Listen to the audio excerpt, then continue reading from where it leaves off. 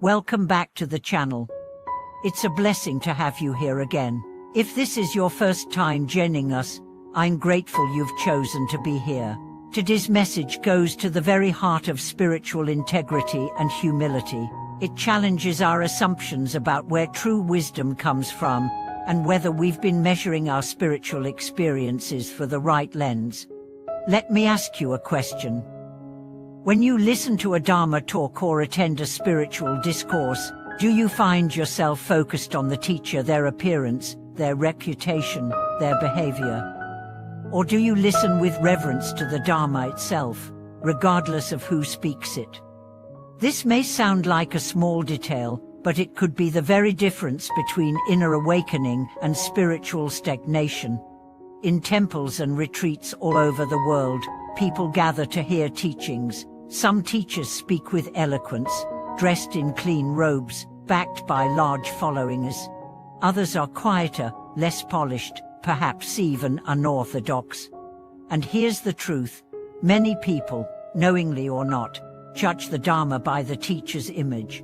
They ask, is this teacher pure? Is he or she respectable? Do they live perfectly? And while these questions may seem reasonable, there's a hidden danger in them, a danger that has derailed many sincere practitioners. That danger is called spiritual bias. It means confusing the vessel with the water, the frame with the painting, the lamp with the light. When you do this, you don't just lose respect for the teacher, you lose access to the teaching. Let me share a teaching from a revered monk who once said, even if a demon appears and speaks the Dharma, if you listen with a sincere heart, you will still receive the truth. Think about that. The Dharma is beyond the personality of the speaker. It's not a performance. It's not a product. It's a universal truth, accessible to any heart that listens with reverence. There's a well-known story of a wandering monk who arrived at a town. His robes were torn, his appearance dirty, his voice raspy. Most people ignored him. But one woman invited him into her home and asked him to teach. He spoke simple words. No charisma, no theatrics. But something in his voice struck her deeply. She began to weep. Why am I crying? She asked. He replied, because you finally stopped judging and started listening. That was the beginning of her transformation. She later became a respected teacher herself, not because she learned from the most popular master, but because she learned how to receive the Dharma, not evaluate the messenger. So why do we struggle with this? Partly, it's conditioning. We live in a world obsessed with appearances. Clean robes, a strong voice, a good biography, these impress us, but they can also distract us. A teaching is not made powerful by a stage, it's made powerful by the sincerity of the one who hears it. The Buddha himself was mocked during his life. Many accused him of being just another wandering preacher, yet those with clear minds and open hearts recognized the wisdom behind his words.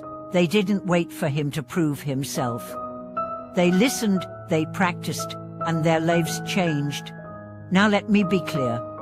This doesn't mean we should blindly follow anyone claiming to teach. Discernment is essential. But discernment is not judgment. It's not dismissing a teaching because the speaker doesn't match your ideals. It's listening, applying the teaching, and seeing whether it leads to truth. Let's reflect on another scenario. Suppose you hear a teacher who, by all appearances, seems flawed. Maybe you've heard gossip. Maybe their behavior isn't saintly. Do you walk away, or do you listen to the Dharma they offer and ask, is there truth here that I can apply to my life? If your answer is the former, be careful. You may be throwing away a precious jewel because it was handed to you by someone wearing dusty clothes.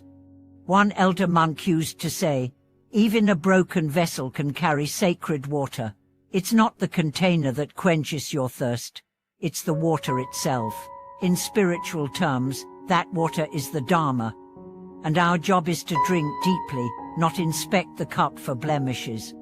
Of course, There are situations where a teacher's behavior is clearly unethical, and in those cases, it's important to protect others and uphold justice. But don't confuse moral responsibility with spiritual receptivity. The two must coexist, not collide. In your own practice, ask yourself, how often do I let my opinions block my growth? Do I avoid teachings because I don't like the teacher's tone? Do I compare teachers and create hierarchies in my mind? Do I worship personalities instead of internalizing principles? True reverence is humble. It listens deeply. It receives teachings not from ego, but from yearning. It doesn't say, I already know this. It says, what more can I learn? It doesn't say, who are you to teach me? It says, what truth have you been given to share? Here's the secret. You're always being taught. The question is, are you listening? A crying child, a homeless man, a friend's mistake, even your own failures, each can carry Dharma.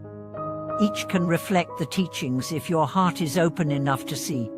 Now imagine if you brought this humility into every teaching, every class, every conversation. Imagine if every word you heard was received not with skepticism, but with sincerity. Imagine how fast you'd grow, not because of external validation, but because you cleared the internal blockages that kept the Dharma at bay. Let me tell you about a young practitioner named Tara. She was new to the path, full of excitement and questions. She went from teacher to teacher, always looking for the right one. She'd say, he's too strict. She's too soft. He talks too long. She's too quiet. And yet, despite all the teachings, she felt stuck. One day, an old nun said to her, you are like a cup turned upside down. Every master has poured their wisdom into you, but none of it could stay. That hit her like lightning. She stopped searching for the perfect teacher and began working on the perfect student herself.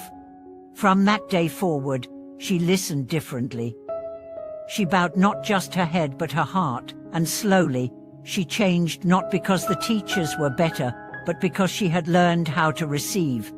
This is the real journey. Becoming someone who doesn't need to be impressed, just inspired. Who doesn't need performance, just presence. So the next time you sit down to listen to a talk, whether in a grand hall or a small room, ask yourself, am I here to evaluate or to awaken? Am I measuring the outer world or transforming my inner world? Let your answer be the key that unlocks your path. Thank you for walking with me through this reflection. If this teaching resonated with you, please share your experience in the comments. Have you ever dismissed a teaching because of who delivered it? What helped you open your heart again? Please like this video, share it with fellow seekers, and subscribe to the channel so we can continue to grow together. Thank you again for watching this video. I'll see you in the next one.